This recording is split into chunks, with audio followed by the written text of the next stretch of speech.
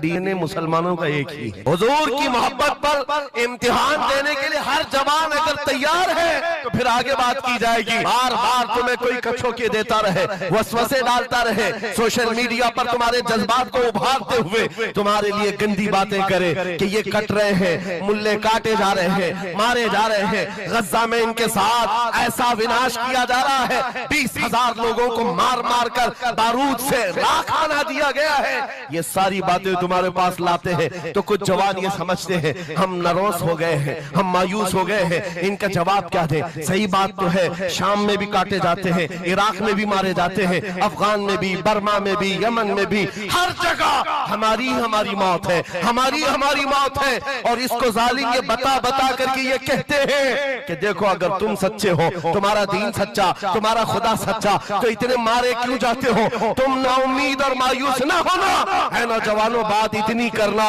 اتنی بات کرنا۔ اے نادان تجھے پتا نہیں ہمارا مسئلہ کیا ہے، تجھے پتا نہیں ہمارا مسئلہ کیا ہے۔ ہم جو ہے نا وہ رسول اللہ کو شمع سمجھتے ہیں، اور جتنے ہیں یہ پروانے ہیں، اور پروانہ ہوتا ہی ہے مرنے کے لیے۔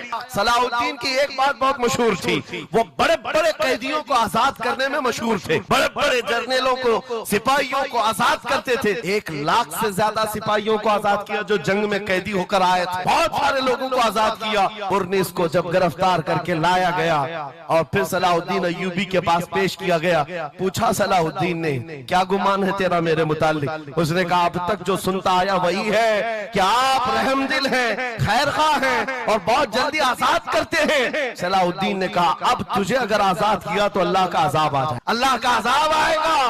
اور اس کے بعد تلوار اٹھائی، اس کی گردن پر رکھا۔ 2.5 سال پہلے تو نے کمزور مسلمانوں کو یہ کہا تھا بلاؤ محمد کو، کہاں ہے یہ دیکھ محمد رسول اللہ نے مجھے بھیجا ہے اور تیری گردن لینے کے لیے بھیجا ہے، تو رسول اللہ کو پکارتا ہے۔ ابھی غلام جب تک زندہ ہے وہ کافی ہے۔ اور اس کے بعد تاریخ میں یہ بات لکھی ہوئی ہے میرے عزیزوں، صلاح الدین ایوبی بیماری کے عالم میں 2.5 سال کا جو عرصہ گزارا ہے، اس بات کے انتظار میں کہ جب تک حضور پاک کی طرف سے جواب نہیں دوں گا اس وقت تک صلاح الدین کبھی بستر پر ایک رات بھی نہیں سوئے۔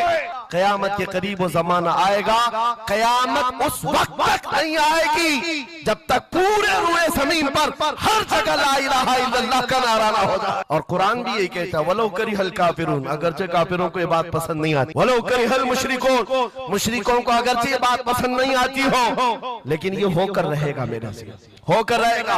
ہر جگہ سے لا الہ الا اللہ کا نعرہ ہوگا، ہر کوئی صاحب ایمان ہوگا، وہ امام مہدی کا دور، وہ امام مہدی کا دور ہوگا۔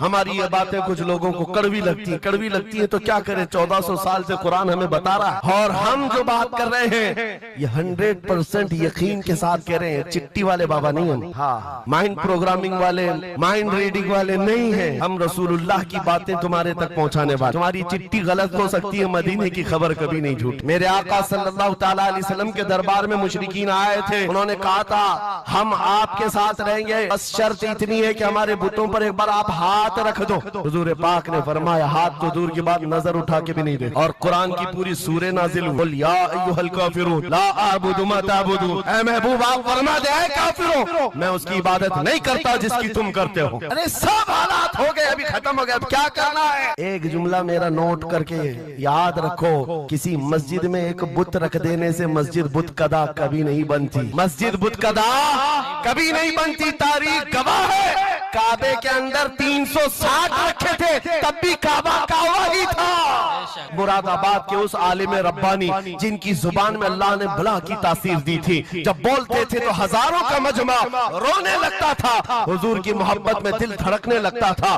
اس کفایت علی کافی کو انگریزوں نے گرفتار کیا، اس لیے کہ انگریزوں کے زمانے سے آج تک یہ بات چلی آ رہی ہے، توپوں سے اتنا ڈر نہیں لگتا جتنا علماء کی زبانوں سے ڈر لگتا ہے۔ کوئی گل باقی رہے گا نہ چمن رہ جائے گا، پر رسول اللہ کا دین حسن رہ جائے گا، سب فنا ہو جائیں گے کافی وہ، لیکن حشر تک نام حضرت کا زبانوں پر چلن رہ جائے گا۔ مراد آباد